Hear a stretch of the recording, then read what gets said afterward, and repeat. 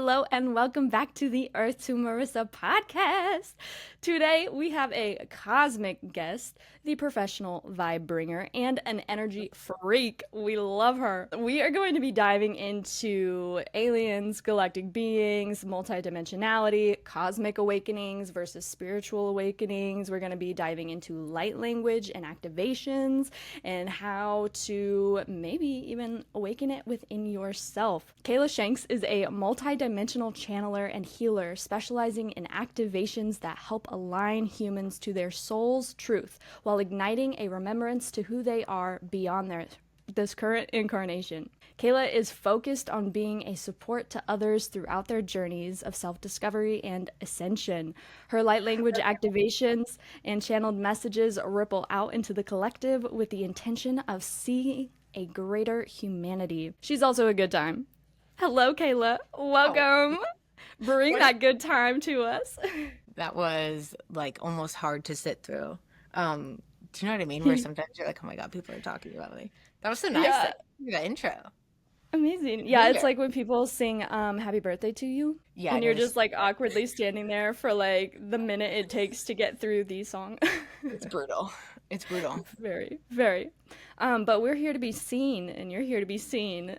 How does that feel? It's a lot. Do you know what's wild? Before this, I was channeling my guides like earlier today, and they were like, you have a...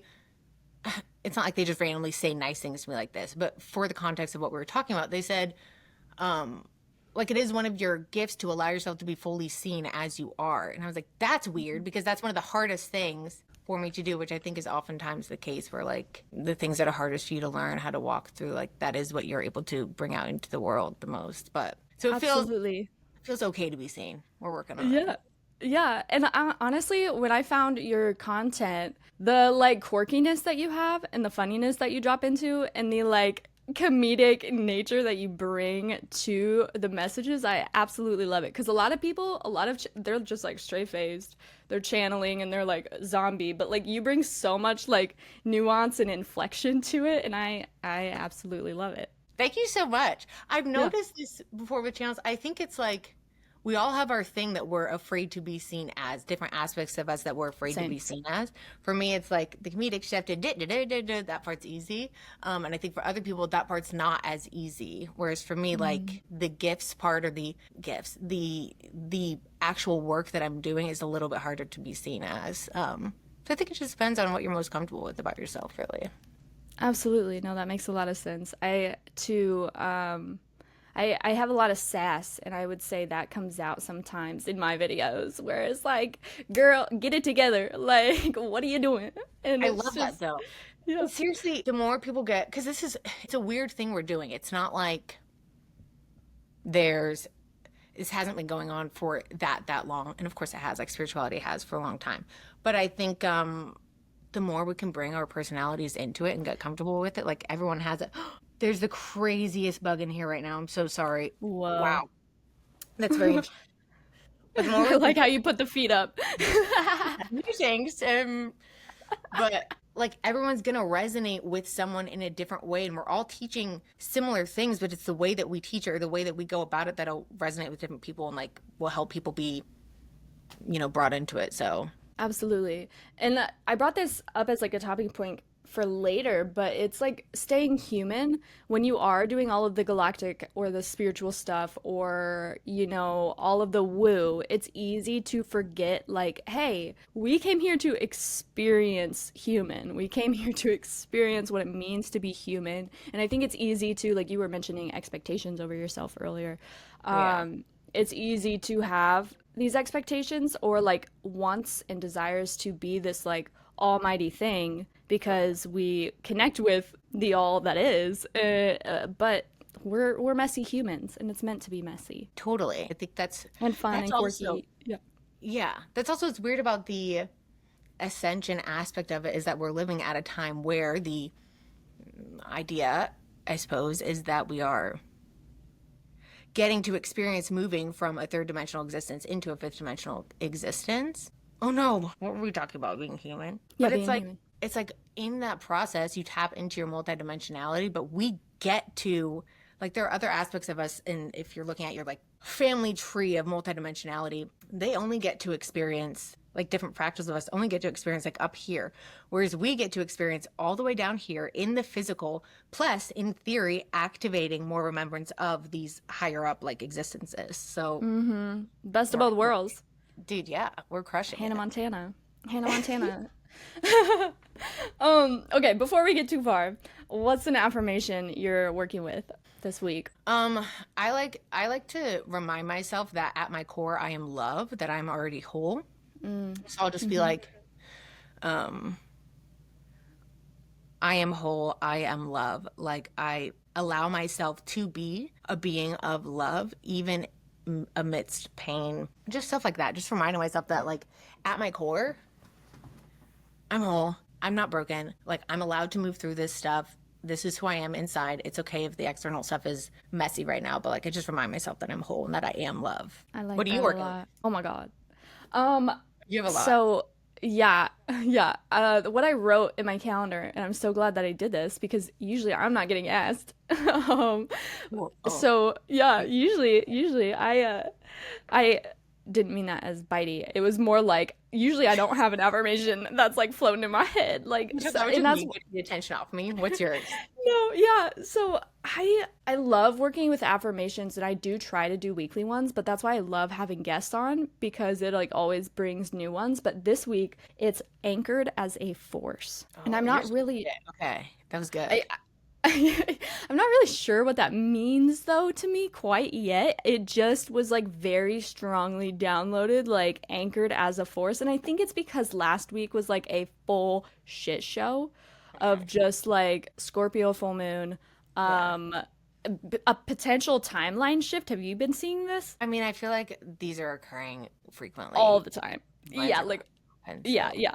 But yeah. And now Chick-fil-A is spelled differently or something. Mandela effects are showing up. Oh, really? Like, You know, I saw apparent. Chick like 3 times. I just had to go to Chicago. I saw Chick-fil-A Oh my God. a high volume of times. I don't think I've seen it once in the past like year and a half. So that's Right? weird. What? How do you spell it? I don't know. I guess I would say. Sorry, I'm gonna hold this. I'm a little nervous, Please you do. guys. Guys, I'm so Oh, nervous. Um, you are safe.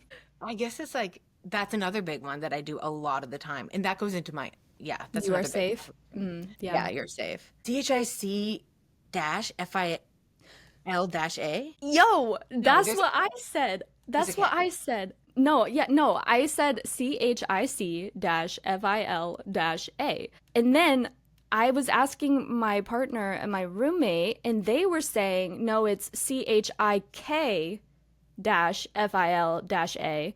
And then we Google it and it's just chick. It's like, it's now spelled CHICK dash FI.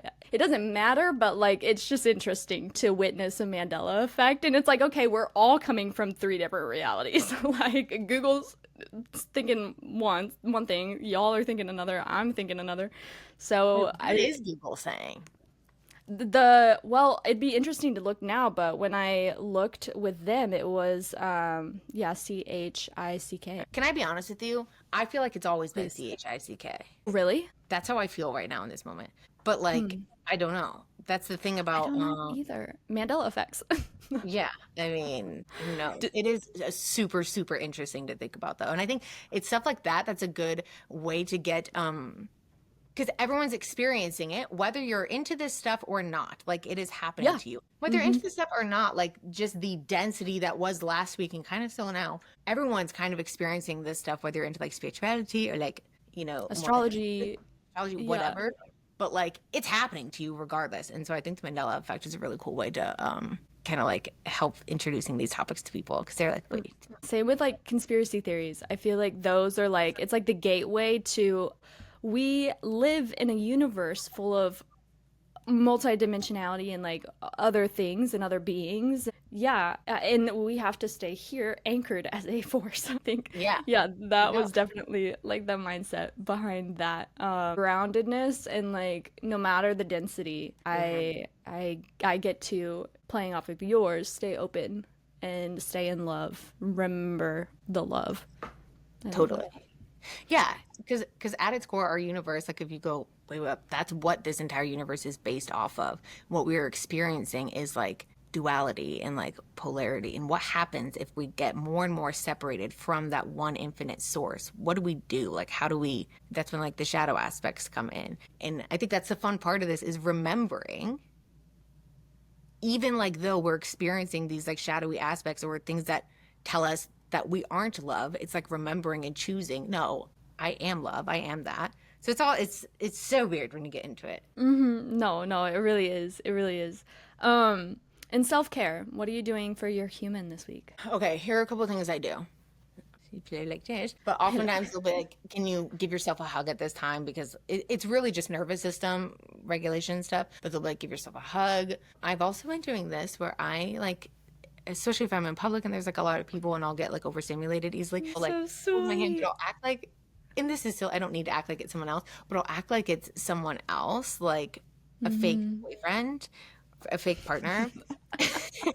There, and they, I could feel them rubbing my hand, like, oh, it's okay. You know what I mean? Like if I had it, which is would just be me. But so yeah, just showing myself that comfort in that way.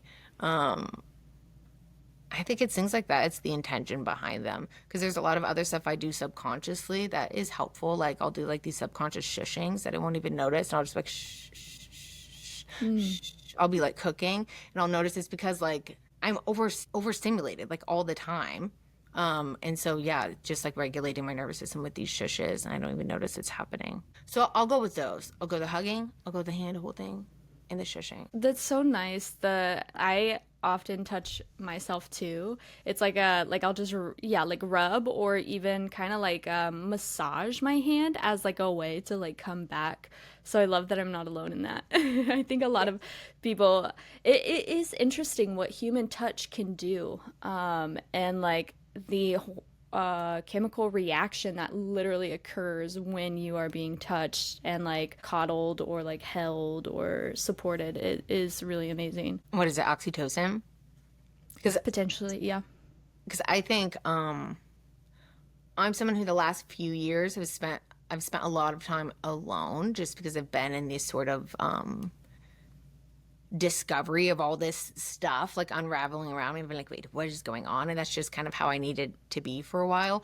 But I'll notice. I think that's why, like, because I'm a physical channel, like first and foremost. So if I'm like, and they'll like make me hug myself because they're like, you need like, like you need touch, otherwise, like, because it is so beneficial. Like you need those hormones released. Although, I wonder if they are released when you do it when you hug yourself. I feel like they have to be, or else it wouldn't Can we work. put this up on Like, this podcast? can we? Yeah, go for it. Can we? Yeah, Okay. yeah, yeah, go for it. I'm all for Google. Other podcasts do it. Let's start.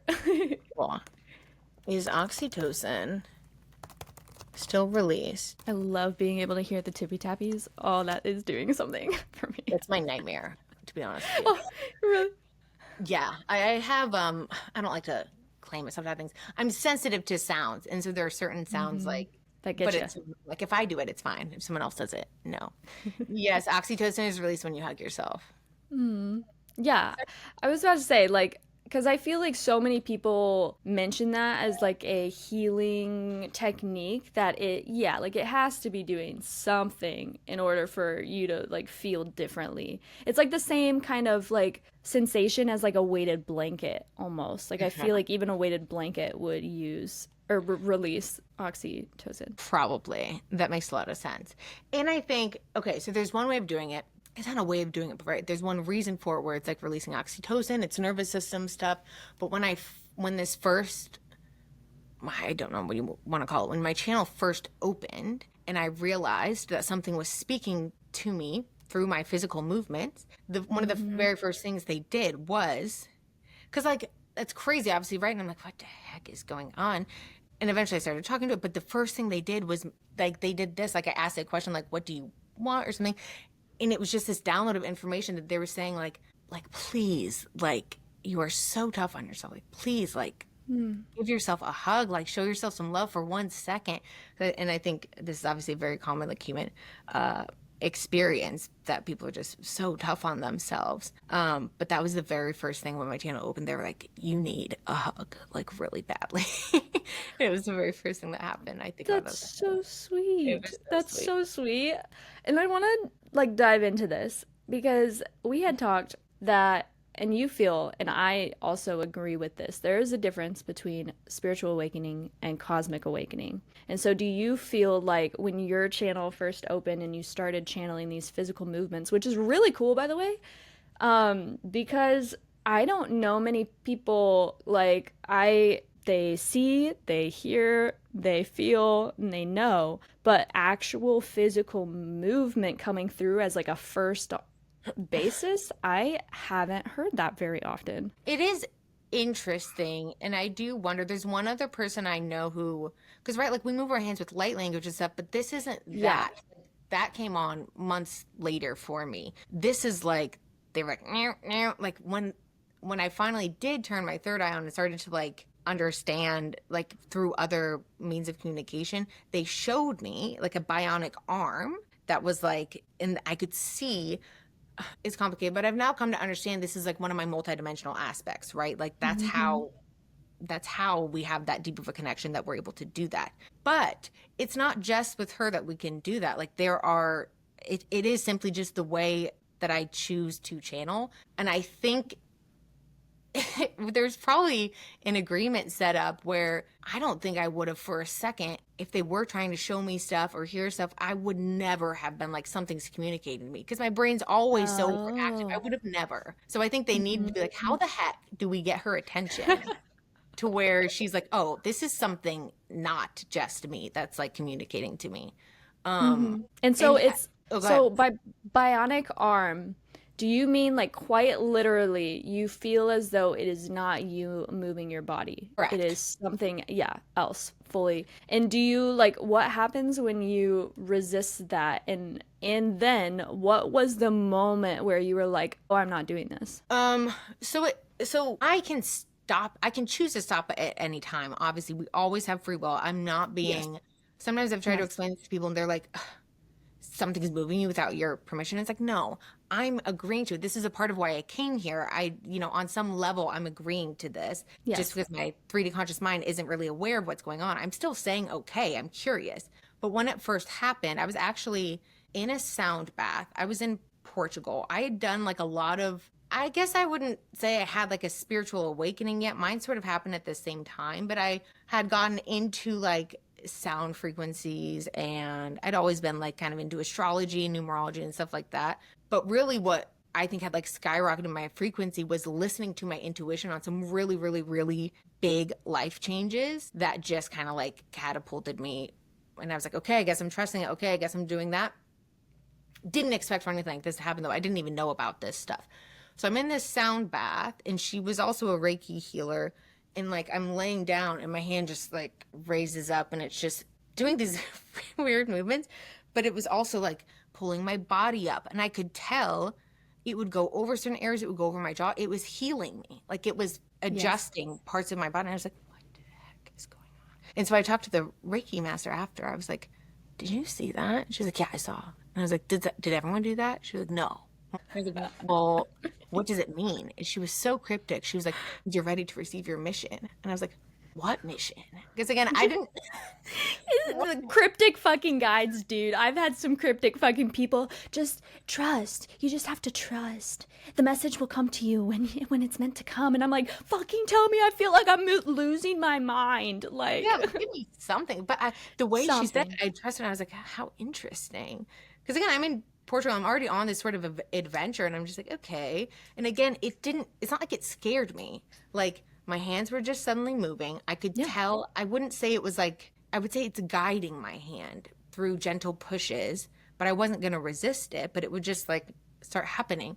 Um, Wait, what was your initial question? I think you answered it. What happens when you Yeah. resist it?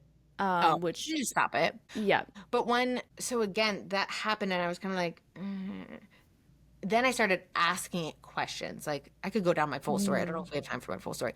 But I said something one time. I knew I was talking to something. And again, it would make me hug myself. And it's not just that, it's not just the physical movements, it was the emotion attached to the physical yes. movements. Like, that's Hmm. how you know that this stuff is real because it's not like, it's not of the logical mind. It's like, it was access to emotions that I had never felt throughout my human existence thus far. I am someone who historically had been quite shut off from emotions in general. So the fact that I was feeling these things in my heart and like that I was like, what the heck is going on? At one point, okay, this is just a fun aside. When I was still in Portugal and this first happened and I was talking to it or whatever, it like nodded my head yes or no. I was like, is this like an archangel? I don't know. I was asking it a question. But point being, I'd come to an understanding that this was of the divine. I just knew them to be angels, okay? And I knew that they were Mm. communicating to me by showing me feelings, giving me hugs. You can get the message just from like universal communication. I then was like, can I call my friend and tell her about this? Because this was huge. I was like, what is going on? My head nodded yes. And I was like, okay. Not that I needed permission, but at the time I was like, what if, I don't know. I'm smoking a cigarette. At the time I was still smoking cigarettes. I'm in Portugal, okay? My hand they put my cigarette out. And I was like, excuse me. And that. Yeah, Um, excuse me. and that's another way that I knew this wasn't like I wouldn't put my cigarette out. Like I just lit it up and I like from then I would just start asking questions like why? Because I'd be like, I don't know who you think you are, but like I'm in charge of me. So that boundary was always set. Not that they'd ever want to cross it, but it felt like there was another reason for it. They were saying like you wake up in the morning and before bed you do a connection time. Like you go inward. And this was the nighttime connection time. So to like Mm. de-cleanse with something after, they were simply trying to say it'd be best for you if you in the morning and at night do this right before bed and like right when you wake up. I really wish I still did that. That was great advice that I do not abide by. But for the rest of the time that I was in Portugal, I did that. So yeah, it was a wild sort of thing. And but not once did it ever scare me. I was just like, okay, this is what's happening. Yeah, this is just occurring now. And Yeah. while you're sharing this, I know exactly what you're talking about. I have been in like breathwork sessions, and I guess I never considered that it could be like galactic beings or even like I always just assumed it was my body intuitively moving, but I guess I never considered that I was like actually like I think at one point like so I did Bufo 5-MeO DMT a ceremony. I had no idea what I was doing. Did it, and that is really when I would say my cosmic awakening happened because I had Mm. already had like a spiritual awakening, or an inner healing awakening, whatever you want to call it, and then as I was coming out of that ceremony, like I was singing to myself, my hands were moving and I wasn't moving them, and like I was healing myself. And then same in like breathwork sessions, like my body starts convulsing and like yes, like arched back sometimes. Like Yeah. the last breathwork Yeah. session I have, it's like full on like a paranormal experience. Yeah. There are several, okay, this is where it gets, there are several, like I do believe if you were, did you say DMT or Yeah. amidst that experience, when I say initially tapping into, like, it is me, it's just a multidimensional aspect of me. So it depends on what perspective you're looking at it from. Ah, So there's that. yes. But also, there are times like even in sessions now, I more so am doing like the coding and activation stuff. But we still always do this where like hand goes up, I'm moving here, we're moving here. It's very like bionic army. So there's arm dash E. There's that, but there's also, I think, people that are just sensitive to energy where like when you are in breathwork situations, your body does intuitively know how to release stored energy, and that comes up when you're doing breath work. So if you're sensitive, you'll like, yeah, like move your body Oh around. yeah. Oh Yeah. yeah. I'm moving all around. I can't sit Yeah. still. And then there's Yeah. also when you're channeling, there have been times where, well, every time where it's more of like it's less of a guided movement and more of a physical reaction to that level of frequency moving through your body that can cause Mm. different like weird movements. So I think there's a lot of different reasons for movements in the realms of like multidimensionality and channeling and all that jazz. But yeah, it's Yeah. possible, who knows, it's possible you were tapping into multidimensional aspect, channeling something, whatever. And what do you feel for the folks that aren't really aware or use the term multidimensional, or Mm. multi-dimensions, multidimensionality? How do you define that? Just so people can kind of get a understanding. Because I know, like, before all of this, I don't think I ever thought about that. I don't think I knew really. Totally. Like, I would be. yeah, exactly. That's a really great question. And it's something that like continues to evolve as we go throughout time. Obviously, that's the point of what we're doing here right now. The way I look at it, like I kind of mentioned before, is that um, we're a fractal, if you want to call it a fractal of light, if you want to take looking at it like that way. I kind of like to look at it as like, um, kind of like a family tree. We're down here. We are the most separated you can be from source, if you want to go that zoom that far out. But like even from our all-encompassing soul, or like we all have a Mm-hmm. structure that is us. It's a frequency, it's a signature that is so true to who we are at our core. It is our like a blueprint or whatever. But what happens as you fractal out, like you're fractaling out more and more within different dimensions to learn specific things about yourself, about your soul, which each of us are doing, to learn specific things about our one unified consciousness. That's kind of how I view it. And so the more separated you get, built out you get. This is how I like to think about it. I have no idea if this is like accurate. We should talk to like a scientist or something.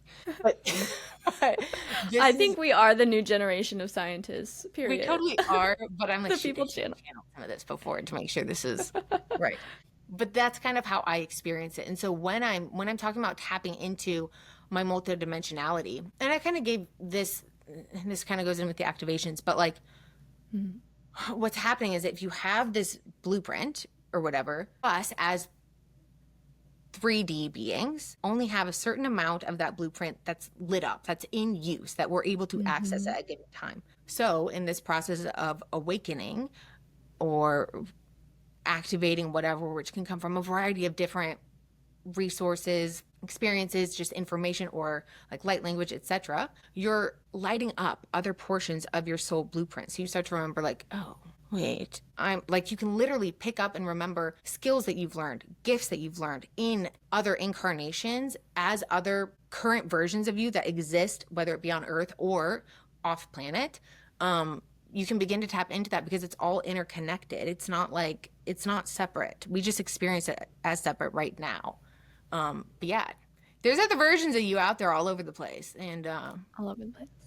yeah. And I think that like that's what I'm tapping into when I'm doing this stuff. There's particular aspects of me that signed up to work with this version with Kayla, Hmm. um, as their way of supporting Earth's ascension, which in turn supports the entire universe. Like, and that goes into a whole other thing that I really should channel information on before I speak on it. But like when one planet, or because we are all interconnected, when one planet or group like moves into the next level, it helps everyone. Like that's just how it works. We all work together because of this interconnectedness. And I think, sorry, going on right now, I think that's why a lot of people who aren't in this space, when we talk about aliens or whatever, they're like, well, why would they want to help us? Yes. That Yeah. doesn't make any sense. But that's coming from such a human perspective. Like, and of course, that's what people are thinking, like, obviously. But that's why the more we're able to tap into this remembrance of the fact that we are love, that we are all interconnected, like, then it Mhm. begins to make sense why they would want to help us. Not just for the sake of helping the entire universe and accelerating that up, but because they're our family. We're a part of one cosmic family. Like, why wouldn't they want to help us?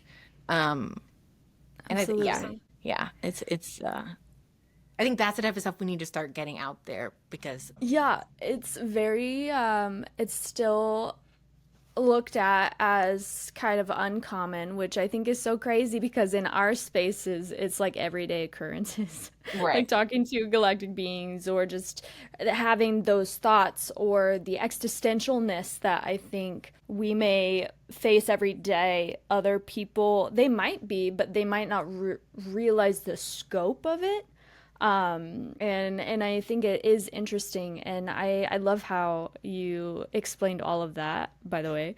I think that was a very beautiful explanation of yes, multidimensionality, but also why we're here. And two, like it comes back to that knowing of when you help to even heal yourself at this individual level, you do something, you stand in your authenticity, you speak your truth, you quit your addiction, like something, or you move beyond an addiction, you are helping every single person that is experiencing that same thing on the planet. We are so 100%. and that's the interconnectedness of it all, like, and that's why it's so important to step up to the plate and like heal the bullshit. Like, this is why the black sheeps of the families, me and you, all my friends, the black sheep of their Yeah. family, that's why we're here. It's like to say no more to the bullshit, and we're actually putting in the work, which might feel difficult when you're moving through these spiritual awakenings or cosmic awakenings. You have to really unfurl and like remove the layers, but like every time you remove a layer for yourself, you're doing that for the entire earth and beyond. Okay.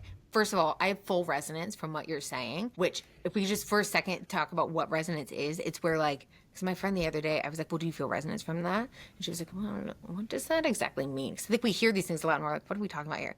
In this case, Absolutely. my third eye started buzzing. I just like, it's like you get these tingles all over your body because what was being spoken was truth. It resonates as a universal truth. And so your body is signaling to you, yes, facts. Like, I agree with this. Like, that's how we know. That's like, it's sort of in line with intuition. That's how we know what we're being pulled to, what we're not being pulled to. Does it feel resonant to you or does it not? And that can come in a bunch of forms. But I just wanted you to know I got full resonance when you said that. Oh, So, yes, okay. I'm so glad. Yes. Other things that came to mind as you said that, oh, Kayla went too long on that because I was like, yes, okay, we need to talk about this.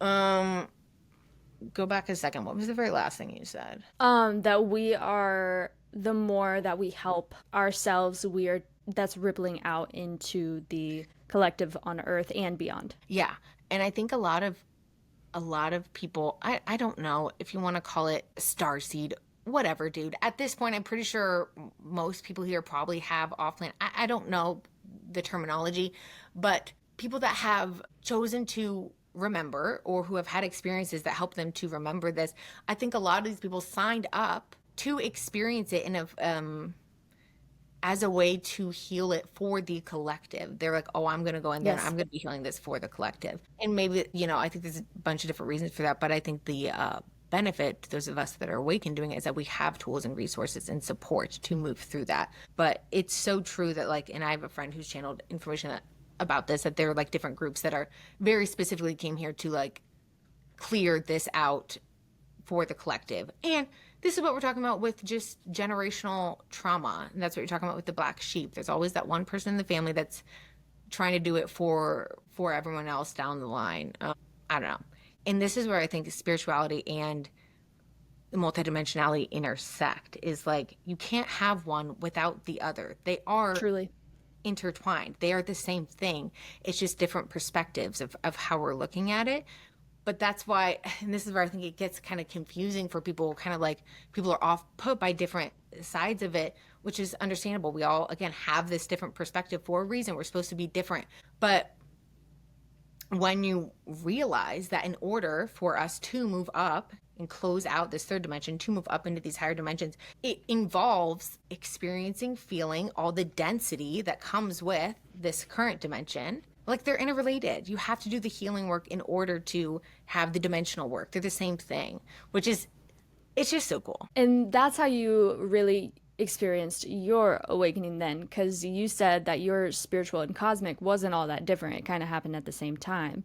And Totally. I think that's beautiful because it goes to exactly what you were just saying, Yeah. where you have to have both in order to have the other. Like, you can't not believe in a higher power and be spiritual. Like, Totally. even religious people, like, they do believe in a higher power. It's just a little different than what we're talking about.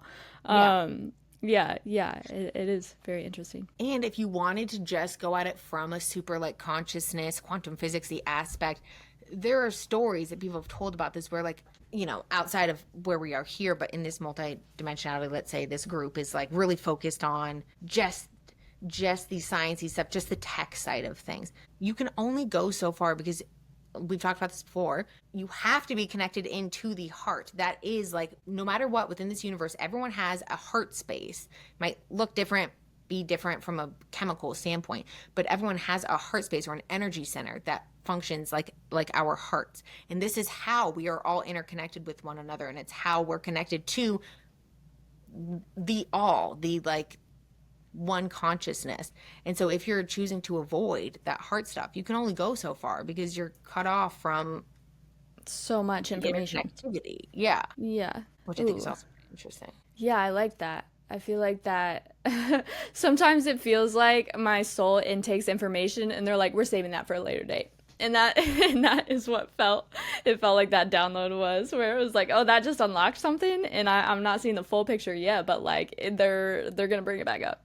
Okay, well, let's talk about that integration, which I think is also important. When I was talking Yes. to my friend, I was like, is there anything else that you guys think like should be talked about? Just like throwing out ideas or whatever. Sorry, it's starting to get dark here, so if I lose light, No.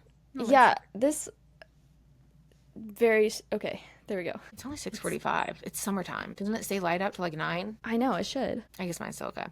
Um, Yeah. what were we talking about? Integration. Integration. So that's so crazy you said that, because he said make sure that people know about like integration with information and stuff like that, because he is like a engineer, quantum freak. Was this the dude you sent me? Yes, mystic engineer. Yes. Yeah. And then was the other friend the other person you sent me? Because I want to.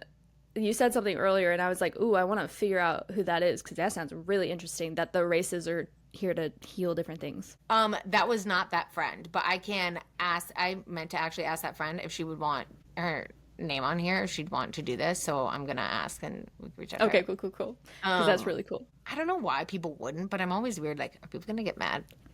Mystic engineer, I don't care. He's fine. But okay. Wait. What? Integration. Integrating the word integration. I feel like it's such a good remembrance to do, because sometimes I intake stuff and then I immediately like, there's this weird pattern that comes up, okay, where I'm channeling or after a call or after being really charged or like doing a healing or something, there's this energy that has like I have noticed immediately I I will doom scroll after it. Yes. I don't know Exactly why. what you're talking about. Yeah.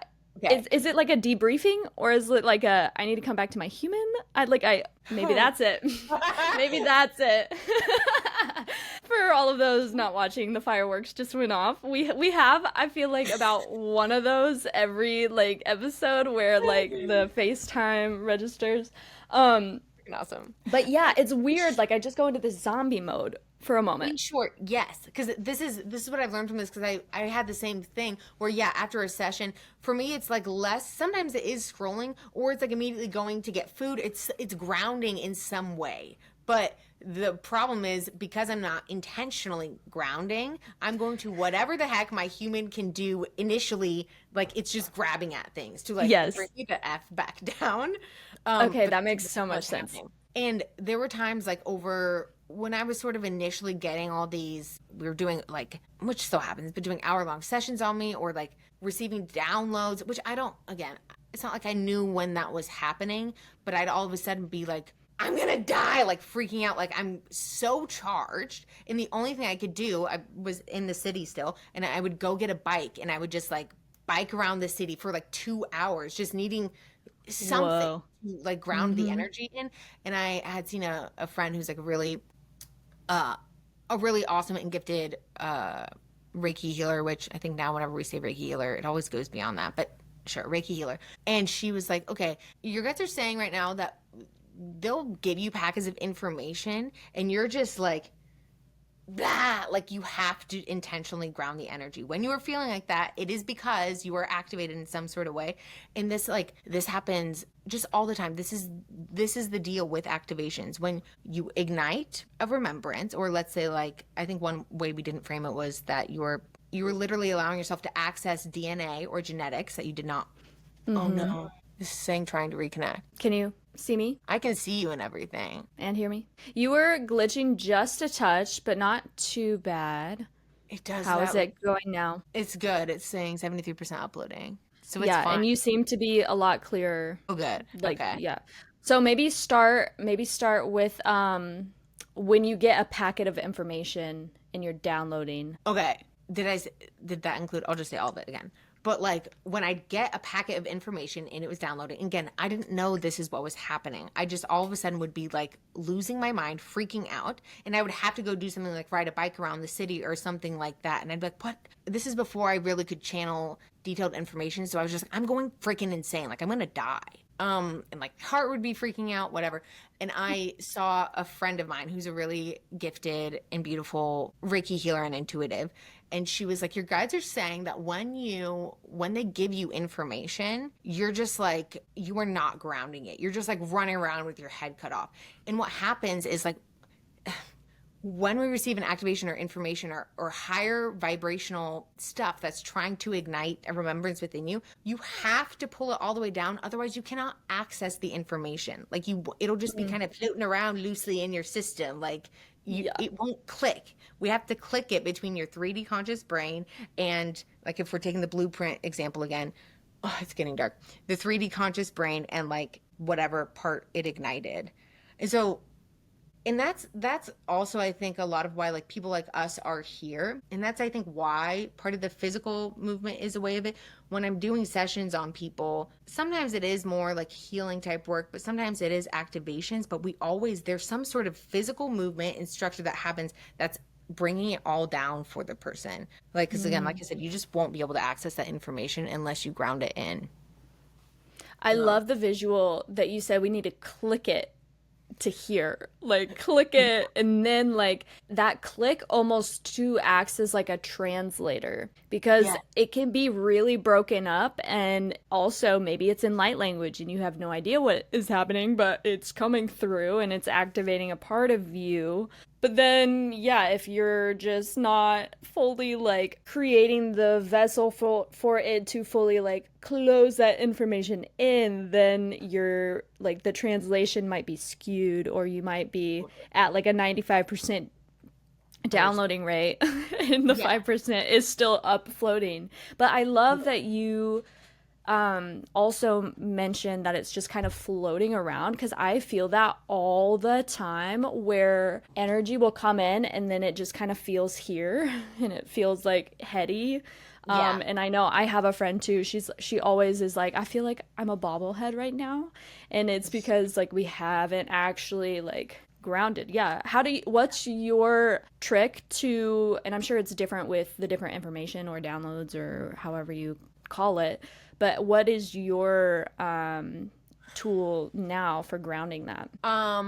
Here's sort of the, I guess, blessing of the way I channel is that I just say, can you guys ground that? Can we do something to ground for me? And we run through something and do it. But there's always, always, always, and they talk about this with me too, where let's say we'll activate a new, like lately the type of work I've been doing is literally coding. It is running lines of code into my receiver, and we could see is building geometric structures and shifting our, because we're all just energy, sacred geometry, shapes, whatever, right? Mm-hmm. But they've talked about before where they're like, okay, we'll spend like literally an hour building a new structure, igniting a new portion or remembrance of my DNA blueprint, however you want to visualize it. But then they'll be like, there's still let's say even I've grounded, they're like, there's still a choice aspect of it. It's lit up in your blueprint, but you still have to choose now to embody that. Like, you have access to it if you want it, but you still have to make the choice to embody it. And this is where it requires us, oftentimes when you're activated in a new way, it comes with corresponding releasing or shedding of not self versions or of like programming, because those get in the way of you choosing to access and embody the new information that was just turned on for you, because it's scary or fear, whatever. Does that make sense? Yes, that's definitely an interesting like element to bring into it, because I think embodiment is definitely, in order to like live that version of self, embodiment is a huge component to that. But what is embodiment? And I think embodiment is really living as that knowledge or living as that information incorporated. But it can be really, really difficult. It can be a shift, especially if you feel as though your environment is not conducive to that, or if, like, let's say you are stepping into a new version of self, but you're not seeing the outside yet. You're only internally doing that. uh, You have all of these, goals. well, yeah, you have like all of these other things in your life that have not necessarily met that frequency Right, shift that you went through. And so right. there's these components, there it is, that are still like grabbing onto you maybe or trying to like hold you back, and it is that choice to say no or to release them or to move forward. How do you feel about that? Yeah, and I think that's kind of part of the whole thing of what we're doing. And I think what's interesting is that we are doing it first, which makes it even, I don't want to say more challenging, but we're literally living in a world that is not on board with this. And so, Hmm. like, the fact that I quit my job with zero backup Same. plan and zero way to not knowing, like, it creates distance between your family. It creates it, but again, this is all intentional because we are purging these fears, these shadow aspects of self, these denser energies. But no, wait, for the viewers, what we all have ADHD issues, okay? What did you just say? What Hey, no shame, no shame. Yeah. So the components that are holding us back. So like what oh, you just said, I really appreciated that because you're right. Like we are the new wave that's coming in and being the first. We're the front line. We are, yes, there have been some way showers beforehand. There have been some psychics and like other things beforehand, but we are like the way showers of this new full frequency. And these little babies being born on Earth now, like they are mhm, not human, crazy. bro. They are new They're coming human. in with, like we're talking about, they're coming in with different DNA. They literally have a different set of tools, Yeah. or they have more lights on than us. Yes. Yeah, Not and the just old structures aren't like working for them. So like you, I also quit my job recently and I had this epiphany actually through this past full moon last week. It was the epiphany of like I want to do all of this stuff. Like I have so much content that I create and I love creating it and that's going to be full time. Like I want it to, but also like this like force energy behind it, and am I posting out of scarcity and need because I so badly want that? And then that's not getting me the result. But mhm. then when I get less hours at work, I'm also stressed out because I'm like, will I be okay? And then Spirit was like, you're literally not creating space for us to like communicate to you and for you to receive. Like you're not like you say you want this, but then like you're acting one way Yeah. when like you receive less hours at work to focus on creation. So you're not posting out of like shit, I didn't do that. I need to do it today, or like crap, like if I don't post on Instagram, then I'm gonna be forgotten. Like all this crap that just comes up when you're a content creator and trying to like just, I don't know, bringing it back to the why is like the most important, and that is just to like help humanity. Period. Like help humanity and share. And the extra importance, and again, every time you talk, I'm like, okay, I have 7 points on this. So bringing it back to the point of like the why, the when you are sharing something, even if your original intention of creating it or whatever, everything carries energy, everything carries a frequency in it. So if you are posting it because you feel like you have to, or you wanted to get a post out, and not because you're connected to that message in that moment, it's going to impact how it's received by others because it now has a different frequency laid on top of it. And I remind myself of this all the time. I'll be like, my cat will start eating, and again, I don't like to I don't say tests at all, but we are given opportunities a lot of the time to, again, like put your money where your mouth is. You're getting all frustrated, you're getting all freaked out because you have to put something out there that's not the world that you want to be creating or to live in. There shouldn't be this need to, so like, stop. My poor cat, I'll be like, damn it, Timmy, I'm just trying to do a post. And I've noticed for real on the ones when I am sending it out like that, it has, I can just tell it has this energy on it that like I don't feel as good about it. It's just they don't do as well.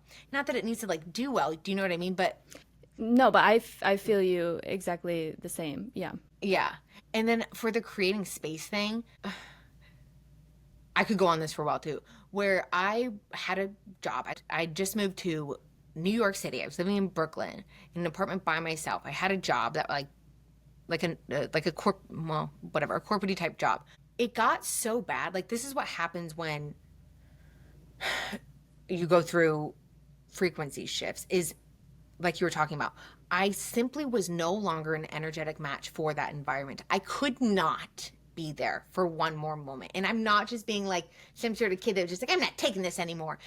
No. It was impossible for me to be there. And I had to, like you said, create space. And in that space, in my mind, I'm like luckily, am I going to show this to my parents? Whatever, show that to now, guys, okay? Luckily, I had a 401k because in my mind, I'm like, how, like, it's just not possible.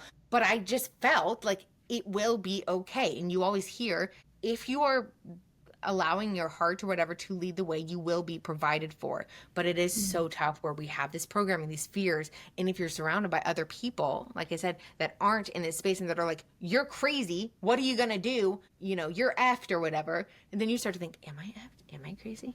But then every time I go back to it, it was to the point that I would rather be where I am now than have had stayed there. And luckily I was gifted all months of time by, like, you know, and it's not like, technically, if someone were to look at my life right now, I'm still pretty effed, but I'm not. It's like you have to go through that to purge all that fear. You have to, like, unless you're really good at doing it, you have to allow your internal circumstance to reflect itself back to you via your external circumstances in order to really see everything and experience everything and allow it to be released. And now I can confidently say, I don't know where I'm living June 2nd. Okay. And I'm not stressed about it. And I don't really have the means to, like, but that's how it's been. Can I just tell another quick story about this? Please. About trusting? Please. Okay. Yes. So around the end of March, I had been subleasing from a girl in Brooklyn. And I got the place, obviously, when I had a job. It would be, now that I don't have a job, it would be impossible for me to get another apartment anywhere, really. It's just not possible. So at the end of March, I was like, I don't want to stay in this apartment anymore. I don't think I want to be in New York anymore. I need to be, like, out of the chaos because it's just, like, too dense here, which love New York, but I just felt like I was being called somewhere else. And so I told the girl I was subleasing from, okay, I'm not going to re-up. You can go ahead and try to find someone else. That gave me 1 month to hopefully allow something to come across my desk. Again, it's not like I could get an apartment. I don't know. 1 week before, I'm like, Kayla, you biffed it, kid. Like, what are we going to do? Because I have a cat. It's not like I can go anywhere. If I didn't have the cat, I could do whatever. Timmy! Oh, look at her. Oh, no, we love her. A week before, a friend had reminded me about where I found my Brooklyn apartment in the first place. Like this kind of artsy, like, listing place that does, like, rentals. This girl was like, hey, this is like a long shot. I don't know who would do this, but she was renting out her house upstate for a cheap price. She was leaving in 1 month, or she was leaving in a week. She was going to be gone for the whole month. She said my cat could come. She had a car. This girl's last name, I don't want to, like, expose her, but whatever, it's last name. The name on the listing was blank light body. And I was like, and if you're in this space, you guys know what we're talking about. Like, what we are doing is activating our light bodies. Right now we are in our tangible physical bodies, but we also have light bodies. We have many different layers of bodies, including the one we're trying to help build for others is the light body. And so I was just like, because my guys kept saying, Kayla, it's fine. Like, but I was a week out and I saw this listing, emailed her. It was booked that day. Like, it was good to go. And I was like, what day? Period. Yeah. Yeah. It's crazy how they show up and show through like that. Like, it really is, because I've also had messages where it's like, it's fine. You're gonna meet someone in the next 4 weeks. You're gonna meet someone, you know, and it's like, are you joking? Like, for real? Like, that's all I get? That's it? That's the information I get? But, like, it's like, okay. That's where it gets so hard, though, is because because we're in this place where we are shifting frequencies a lot. When we're talking about timelines, guys, all we're talking about is shifting in your frequency, which allows for you to attract in different opportunities than if you were residing at a slightly different frequency. That's all we're talking about. There's, you know, and so anytime I've had, like, a prediction within the last year, those opportunities did come and go, but I no longer resonated with them. And I was like, I don't want that. Like, that's not for me anymore. And so I think that's a hard thing when they're telling me, when I'm trying to, like, talk to my guides about, like, okay, I need to know what's happening. And that's also, yeah, it defeats the purpose. The purpose is the more you can, like, that knocks you off kilter, the more you can just stay rooted in the knowing that I am always provided for when I need it. You gotta go. Anchored as a force. Dude, yes. Maybe that's what it means. Oh, It's so tough though, because again, you have these eyes on you, and like especially with our families, that if we were to be honest, they'd be like, "What are you freaking doing?" I'm like, yeah, "I don't freaking know, dude." But like, literally. come along for the ride, okay? Yeah. Yeah, and I think that is like once you activate that sector of you, you know it's possible, but then to actually like live in that possibility, Yeah, it can be scary. It can be totally. so like I have rent to pay. I have like yeah, all the eyes watching. Yeah. It is freaky. Even just the simple act, and this also came up in the Scorpio full moon, the simple act of showing the galactic side online, like to a place that has people who have parents that talk to my parents, you know? Ooh. Just that thought alone just kind of gives me the freak. It's like, oh God, like literally I went home like a month ago and they were like, "Did you know so and so listens to your podcast?" And I'm like, "How do you know that?" Like, what do you mean? Yes. Have you listened to my podcast? And I wouldn't care really if they listen to my podcast. Like, they'd probably just think I'm way crazier than I led on to be. But Yeah. they also know I'm pretty crazy. Like I've told my mom I believe in fairies, okay? Because it's true. Like fairies are Yeah. because they're real. But like she really like yeah, they think I'm a little cray, but that's okay. But like, yeah, just even the embodiment of like, how have you found it comfortable to like embody then after your awakening, after this like big come online, you know, what Yeah. was the moment where you were like, oh my God, I have to share this? And then also with that fear of being seen, like, how did you move past that? Again, it all sort of just happened. I think because I had this sort of built-in accelerator in the form of whatever aspect of my multidimensionality was like, okay, here we go. Like, I think because this is why it's important to follow your intuition, because I made some of these choices that really, it's like, I'm going to fall flat on my face or I'm going to be caught. It forces your, I call it like a reconstruction process. And we go through different phases of these reconstruction processes where we're like expanding and releasing and integrating and all this stuff. But it sort of was like, my team was like, okay, now let's do all this stuff so that she has this next level of knowledge. It really is just this perfect unfolding of opportunities, of acceleration, of learning, of understanding, and of putting myself out there. And that's how our universe is designed. That's not like just my case. If you start doing it, it will all unfold exactly as it needs to, including the moments where you're like, this is going terribly. But like those are a part of it too. That's all a part of it. Because again, what we're trying to do, and they've told me this so many times, like, Kayla, can you just wait until your reconstruction is done? Can you just wait till this round of reconstruction is done? Because if I try to share too quickly, I'm gonna 3 days later have a new way of looking at it or a new layer of understanding that would have been more beneficial to others. And I'm always rushing it. And I think that's okay. Like, you know, it's okay that we don't always fully listen or trust the information we're getting, but you're gonna find out why they said it or why they gave you that advice. Does that Exactly. answer your question?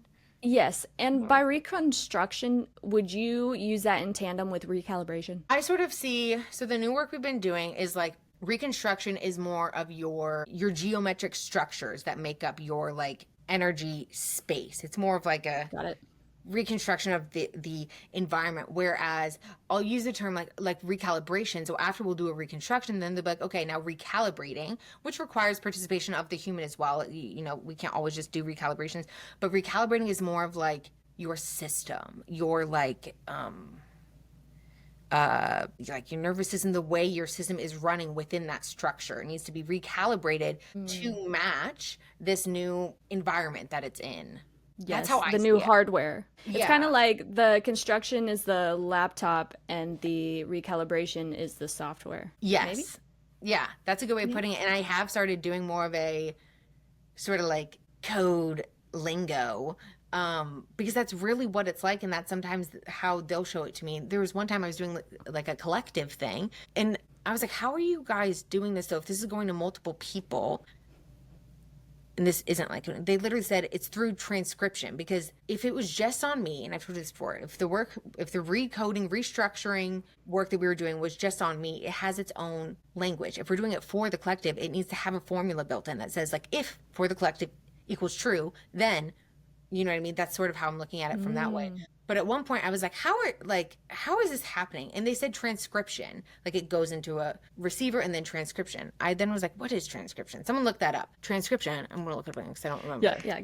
And I know exactly because the first being I started working with, the aspect of my multidimensional, she's Syrian and they are genetics freaks. Like, so there's a team of Syrian beings I work with and they're all into the biochemical body, like anything to do with genetics. Interesting. Transcription definition. DNA. Transcription is a process by which the information in a strand of DNA is copied into a new molecule of messenger or mRNA. So that's literally what they're doing when we do this like Okay. coding. They're doing like genetic transcription. I don't know. I need to look into it more. All this is a little bit newer. Yeah, it's very interesting. But I like how they're describing it because we all are basically like computers. Yeah. Yeah, like we do actually live in a video game and it is a simulation. And I If you're think, talking about that, yeah. because I remember even 2 years ago, I wasn't into conspiracy theories. I was very, I was like, no, that one didn't resonate with me because it felt so, but now it Human. really is like that. It's like, it's a blend of all of these and it's not like a computer. I think what's scary about the simulation theory is that there's some sort of idea of outside of it. There's just like, Brian sitting at a computer or something. We're just in it. No. Which Yeah, yeah. this is like where your mind goes. But it's not that. It's just that this is so intelligently designed, but it's not designed like how we think of it. It's energy designed, but it really is. Hmm. It runs like that. That's what we're doing when we do these activations. It is coding. It is information that is being transmitted into the receiver, the recipient, whatever, that changes the way that they function or run or operate or the information that they have changes their data. Like sometimes it's just a data input. Like there's so Yes. many different facets of it. It's wild. And this is what your light language healing activations are doing. So, everyone, if you want to check out an activation, go to Kayla. You could also come to me. There's a lot of people that do it. Yeah. However, that's what, because people ask, what is light language? Like, you're talking gibberish, you're moving your hands. Like, are you speaking in tongues? What's going on, right?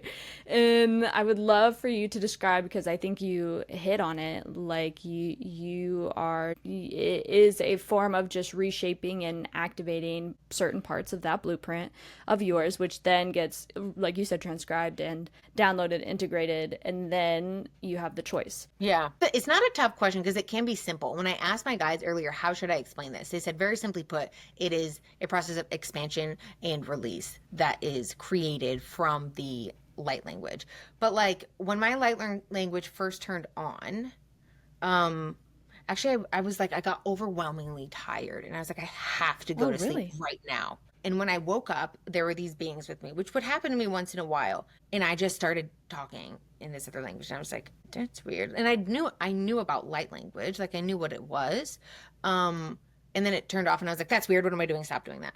And then it was probably like a couple months later that I have the video of it. It just all flew out and Same. it was like 100% channeled from my Syrian self, and she was working with like a particular collective at that time. So I think there's different kinds of light language. My point being that sometimes, like when I'm in a session with someone, I'll allow their like the energy that represents their higher self or the energy that represents someone within their, star family or spirit family or whatever to jump into my channel, and you can feel their energy, and it'll have sass to it, and like I remember when it first turned on, I would like, okay, let's do like the line of unity consciousness. And the voice was like, like all low. Like Mm-hmm. you're literally allowing them to speak through you. And it's easier with the light language because your human brain isn't like ruining it with trying to find the best word match for it or whatever. But it's still just a direct transmission or channel from, I suppose you could say, being outside of you, but really what you're doing is extending your consciousness to include that interconnectivity of that being, and you're letting it flow through you. Trans Then, channeling, kind of.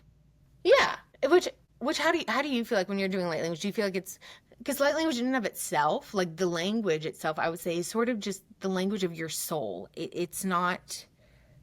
It's a I frequency. don't. Sounds. It's not. Yeah, it's a frequency. It's not a language. Like sometimes I feel what the frequency would say, but I Mhm. think like still like it's a very new phenomenon that has reoccurred on the planet, which is why it's so hard to describe, right? And Yeah. like why it's hard to wrap our minds around it a little bit. Because sometimes I do feel like through the light language, either my higher self or the being that I'm channeling is saying something, Yeah.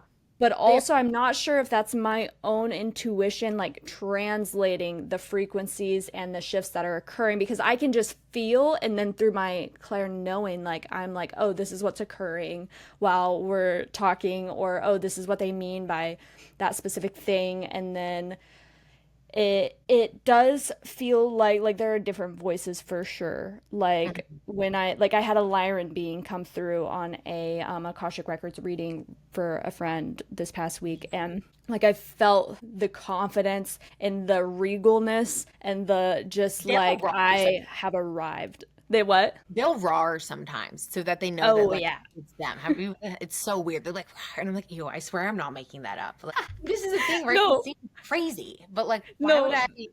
The big mane, like I see the huge mane and just the regalness, and they often kind of just like have this very like stern and focused look. But the Yeah. light language, like it definitely it depends on who I'm channeling, but then also it depends on the recipient too, because I Mhm. feel like they would talk to me through different light language than they would someone else. Like it really is so many variables and so many energies interacting with one another all at that present moment to then create what is occurring Yeah. out of the mouth. And it is just sound frequency that is like touching the energetic field and the consciousness that surrounds the being that's receiving it. Totally. And And I and think yeah. there's many Was different that your reasons question? for it. I, I okay. think so. Yeah, and like I guess to bring back to the original question is there's many different reasons for where it can be a transmission. Like it could be just like okay, if I'm rather than because it is always saying something because a frequency carries a meaning, but like in light language, I like to say that I'm transmitting a more authentic representation of the energy and allowing that to fully go through. Whereas if I were to allow it to be translated into words, Yes, my totally. filter can get on it and shift it a little. Now that's not the case for all channels. Again, it just depends on what you're trying to do. If this is an activation or an energy transference where someone is actually trying to activate someone, it's like all we need is the energy. You can kind of pick up what it's saying from that. Other times though, light language I would say is like this coding one is literally just more I will work with different beings, but it's literally coding. It is reconstruction. It is like beep bop bop bop bop bop split upwards. It has very I'll have to say Hmm. backspace if I mess it up. Like it's very direct. Interesting. It's like Yeah. that one's crazy. But then there's also ones I feel like in sessions where like and you'll see this online, right, where it'll be like light codes to help you tap into XYZ, and it's sort of just this like it doesn't really matter where it's coming from, it's just the energy of it, and it might come from your soul, it might come from your multidimensional self that has like it just comes from an intention to share a specific feeling that can be healing to someone, that can be Mm-hmm. activating to someone, that can Mm-hmm. help them with releasing certain patterns, like whatever, what have you. Yes. It really is also a lot about the intention because if your intention is to do something, that's what's going to happen every time unless you allow something else to kind of if you have some sort of hidden I don't know what you'd want to call it, like pattern, whatever, but your intention is everything and it creates 100% of the time if you allow it to. um Yes. yeah, lots of different light languages. Yeah, and I'm really enjoying talking to someone else that like does activations because it's helping me to gain clarity even on like again, I kind of put an umbrella term and I knew different things would happen each time, but now I'm seeing like they have really defined it for you into these like different quadrants almost it feels like, and I Yeah, really like that because it helps to understand, and then you can go in with deeper intention totally. to then either reconstruct or to heal or yeah to evoke emotion. I would say that one is wild, like shamanic. I so through my bufo experience, like my shamanic abilities really turned online. The Mhm. ability to take on energy with someone else and help to transmute it through my own body and through the light language. So like if someone else has this weight, you're kind of like feeling it in your own body, and you're both processing that energy together. And then through the light language, I've found like it can really evoke, and through like tapping, like I will literally like tap their chest and it like opens up and it cracks, and then they will Yeah. start sobbing, and then I can feel the release in my body. And like it's wild how powerful that is. I can make anyone cry. Just give me some space. You're teaching me something right now because I Yeah. started doing my sessions initially weren't just activations. Again, it was using the bionic arm. It was healing. It's creating the space for this healing to happen. But Galactics were going in and working on my person up in this higher dimension, etc. Hmm. But I would always just say, I am a copy of you. I didn't know that was like the shamanic thing. I would just say, so I'm a copy of you and I'll do the releasing for them.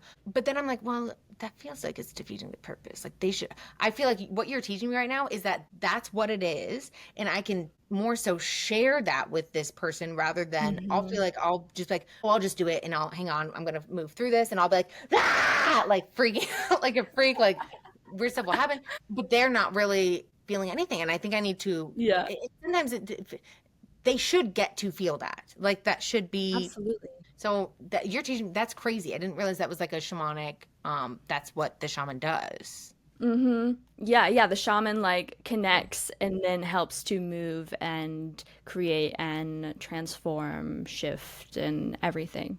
Like it Okay, is a yeah, very shamanic, yeah, trait, if you I will. didn't know that. Very I cool. want to talk about this. So you were talking about how there was like a code that it comes through, and sometimes you have to say backspace. I had a recent experience where I was giving myself a light language activation. Like I think I was in my own records. Hmm. Yes, I believe that. I was in my own records and just asking because I was like, okay, like your girl needs some help. And I was asking, and then they started like, oh, we're bringing through a frequency shift. They do that a lot. Like if I ask them a question, I like breathe, and then my guides will be like, we're bringing through frequency for you to help Yeah.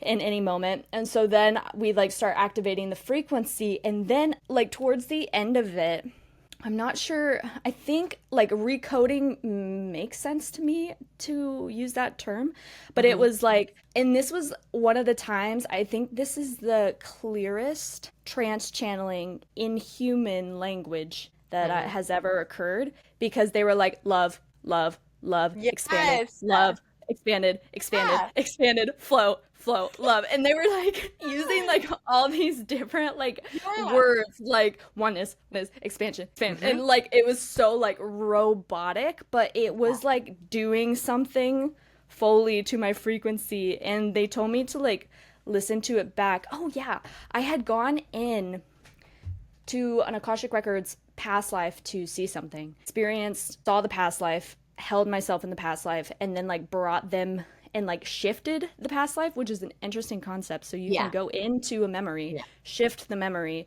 and then it ripples out, and it no longer is sitting with your soul in that way. In my experience is what you're doing in that is like you're not totally you're shifting the frequency at which you experience that at, so that you're not Yes. removing the memory itself, but you're shifting the way that it imprinted upon your soul, Thank you. so that it's Yes. no longer oh, I'm not correcting, just to expand on it for other people, like it's really Yeah. cool stuff. But yeah, it's shifting the way that you like experience it, so then it's no longer carrying this weight in your current existence. Mm-hmm. And that ties into Mm-hmm. like everything is so interconnected, guys. When you went into your Akashic and there was an experience that was so heavy on that one, like that's why you hear people talk about soul retrievals and like reconnection, etc., because we are all connected. It- Wait, sorry, go ahead. Were you gonna finish something? Oh. I interrupted Oh you. no, no, no. No. I was all ears for you. Okay. All Because ears. a friend of mine, who I did give you her name, she was doing a session on me recently, and she was in my we should let her but she was in the way that like, and this is how my sessions used to work, where it's like anything that needs to happen will, which it sounds like the same thing that's, oh, wait, I'm gonna go back for a second because what you were talking about before, I think this is what's starting to happen with everyone who's a practitioner in this space. All these different modalities are sort of starting to blend together. We're all doing kind of very similar things here.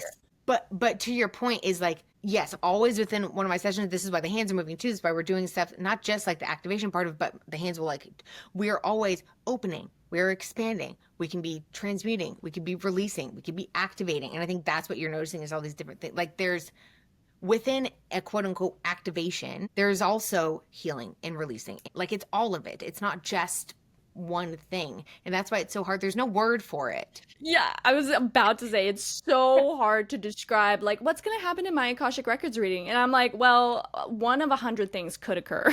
We don't know, okay? But it's gonna be No fun. idea.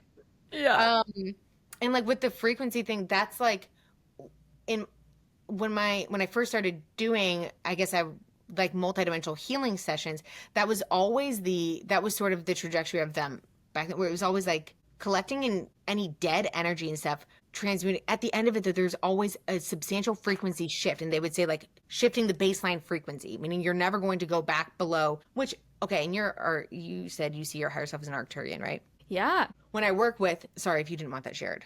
You can Oh, cut no, it no, out. no. Oh, Okay. share it. Oh, Okay. yeah, yeah, people know by now. When I work with the Arcturians, they always are like bandwidth, frequency bandwidth. Like, because one time I was relaying something, they're like, the frequency, and they did say bandwidth. They're like, say the bandwidth part.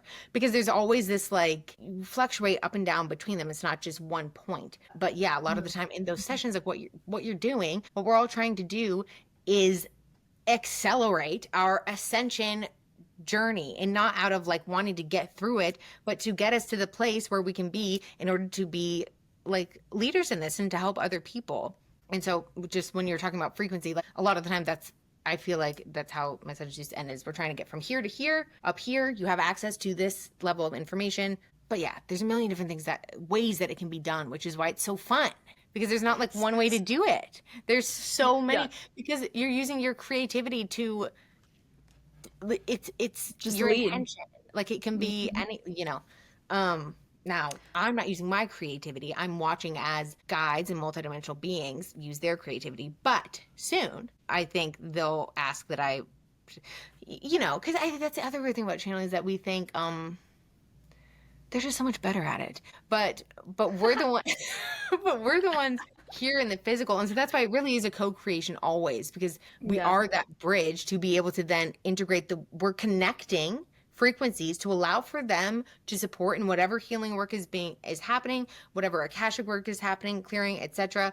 And then you're literally connecting the energy of all that up here with client. And so I don't know, it's Mhm. wild. I find that they do tap into the information that my human has already integrated through my own healing journey in other Yeah. people's sessions. I find that all the time. Yeah. Like, oh, here's this exercise they're bringing through, or they'll even like when I'm channeling, they'll like show me my own experience through something that will help them, and then it's like an integration of like new knowledge that they might be bringing through the tangible act, or maybe like for instance, like I knew that past life thing was possible, but I was like, I'm gonna do this for myself, and like we're gonna see what happens. Mhm. And then I think it was my own knowledge of what I've heard people talk about. That's how I was kind of walking through it, but their guidance was fully present in that as well. Yeah. It's a beautiful co-creation. Yeah, Yeah. 100%. And I think especially when you're working in the Akashic, I've never like will do concurrent life stuff, but I never intentionally, I'm just not someone who likes to sit quietly and try to, I just struggle with that. And so I think again that's why it's the physical stuff where that's my cues. But the story I was going to tell was a friend of mine who is very visual and is very good at the receiving messages in that way and going into the akashic, and like you just kind of like diving around there. But for me, we were doing a healing session for me, and she was like, okay, there's someone here all of a sudden, and it was a past concurrent life, whatever you want to call it, version of me that had been killed in like a hunting accident. It was like 1920s, and he was killed in a Whoa. hunting accident, and he was like, his sister was looking for him, and he was like confused. He's like, I'm right here, like they can't see me. He didn't understand that he died. And because Mm, she came out, because the way when we do work together, it's crazy, because I'm also doing work on myself. I'm doing these types of things while she's like holding the space for the galactic healing to take place, while she's also in the akashic doing stuff. So it's wild. We should do work together. Here's another I was podcast. literally, We you were should work talking together. early.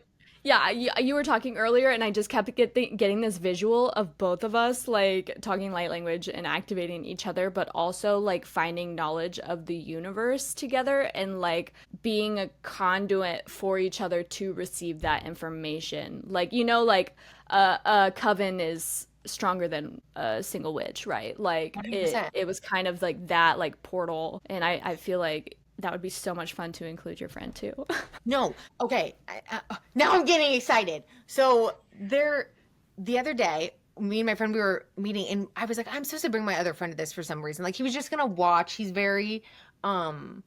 in the knowledge space and like the seeing of the knowledge and like the universal concept space. So he was gonna watch to see how the work she was doing appeared differently Oh. than the work I'm doing because lately mine has shifted from sort Whoa. of galactic healing to more of the like coding stuff again.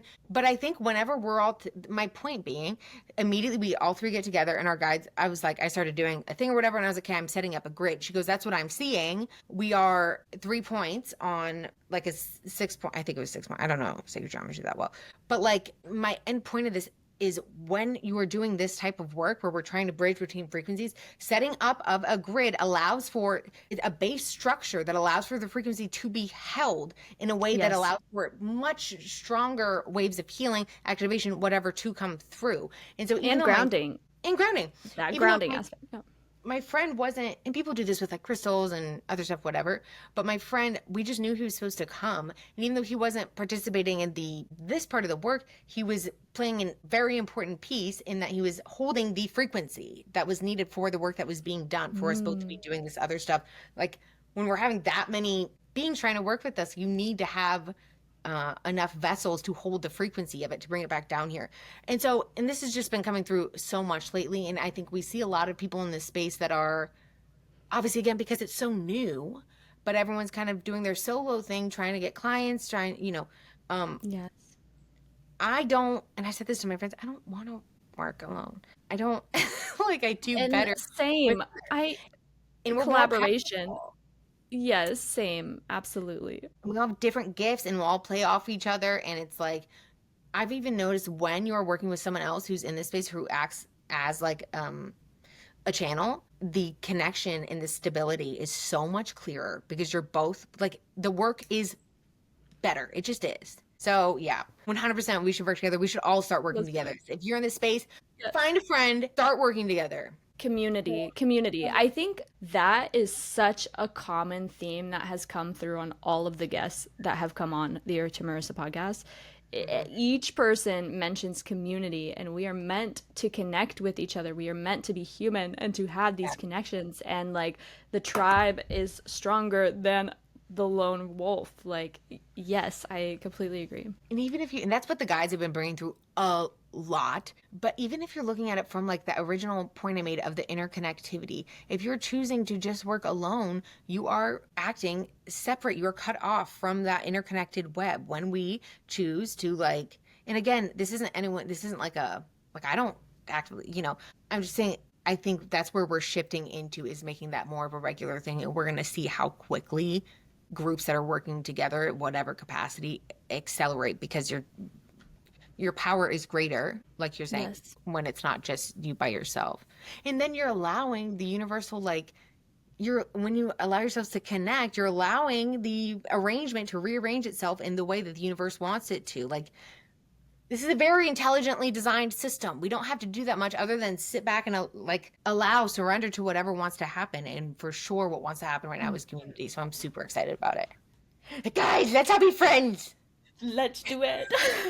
I don't know if you see me, I've gotten so many of like these little like Shakies. movements, like so many shakies, which is so much fun. That is Has spoken so well. And there's one more thing that I kind of want to dive into, and that is so for anyone that wants to like dive more into galactic stuff, that wants to dive into alien races, star races, maybe check into their starseed origin. I know that's like a big buzzword right now on all platforms. And even like what's my alien race? It's like a zodiac sign now, right? Um, yeah. First, how I think we need to debunk that we are only one thing. We are hybrid beings. And then also, I think it is important to know, like what are you connected to? Like I do feel very connected to Arcturian, but I've also felt connected to a lot of other races as well. Like they come in seasons of your life. But how did you learn about the alien races? Because Yeah. I watched a lot of channelers, but I would love to know how you learned about the galactic races, or if you channeled them first and then like learn their name or something. Yeah. So just going back to it all happening at once. So going back to Portugal, where I think I'm just talking to angels. I then Hmm. come back from Portugal. I'm at my parents because I was in flux. I had uprooted my entire life, didn't know what was happening. That's why I was in Portugal for a few months. Came back, I'm at my parents. I was just divinely led. Someone's account, who's now my friend, and she's awesome, and I should tell you about her. And she's a really gifted channel, and she was talking about the Akashic and fairies and all this stuff. And I was like, wait a second. Never seen anything about this in my life. Okay. And I'm just like, wait, what? What's going on? But it's one of those things where I was just like, oh, yeah. Like it was Right. like, Yeah. and there were times years ago where I would see people channeling. Like I saw like Bashar channeling years ago, and I was like, okay, that's a crock of shit. Like, what is this? You know what I mean?